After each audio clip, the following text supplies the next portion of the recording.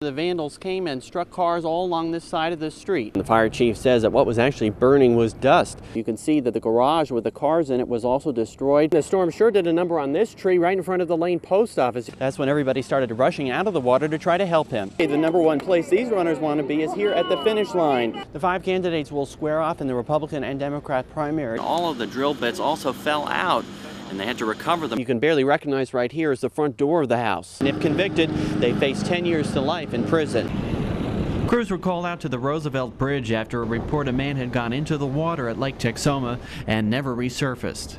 A 61-year-old gentleman that had been drinking jumped overboard off of a boat and has not been seen as of since. What we heard was that he was swimming behind a boat out here and then disappeared. Crews spent hours searching the water with boats, and a group of volunteers from Marshall County also came out to help look for the man. We had 2 out there that are using drags and dragging.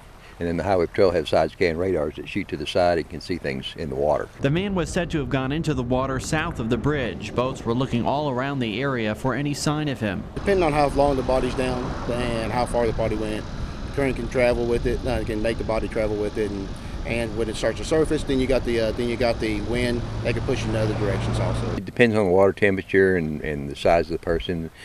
Typically 24 to 30 hours they usually will come up.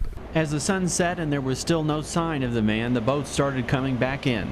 Dean Wise says he's been to plenty of these scenes before, and it's never easy. You feel for the families, you know, that's the ones. You know, they got to be over there probably and not knowing the unknown. At Lake Texoma, I'm Alex Belser reporting. A strong storm with rain, wind, and hail hit the Atoka County community of Lane around 4:30 in the afternoon, right when one family was driving down the road. They wanted to go with me to the store, so we run up to the store right when it hit. We didn't realize it was going to be that bad. There was tree limbs bashing into the truck, and the wind was blowing so hard the truck was like doing that, like tipping sideways. The storm left behind some downed power lines on Highway 3 and at the Lane Baptist Church, where a power pole fell right on the roof. It was just like a big hurricane. I mean, you couldn't see nothing. For some people who live across from where electric workers were trying to restore power, it was a scary experience as they heard the rain and the wind. My trailer got to rocking. I said, I need to get outside or get in my car or something. Okay. So what'd you do? I just stayed in there and rode it out. I tried to hold my trailer door shut, and it would just kept pushing open, and it was hard to hold. But yeah, it was really windy.